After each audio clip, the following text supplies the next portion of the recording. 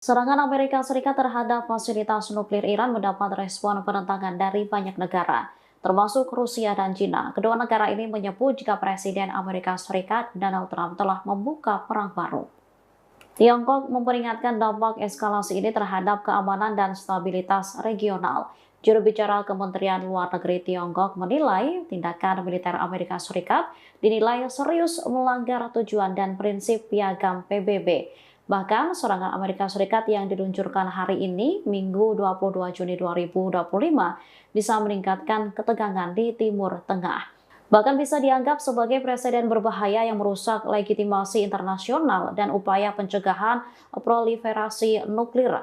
Pasalnya, 3 fasilitas nuklir Iran yang menjadi sasaran berada di bawah pengawasan Badan Tenaga Atom Internasional. China mengimbau semua pihak yang berkonflik, terutama Israel, untuk segera menghentikan permusuhan. Reaksi serupa juga diungkapkan Rusia yang turut mengutuk Amerika Serikat.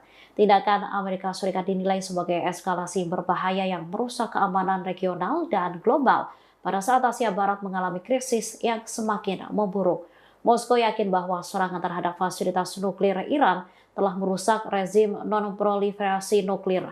Rusia mendesak Dewan Keamanan PBB untuk bertindak segera.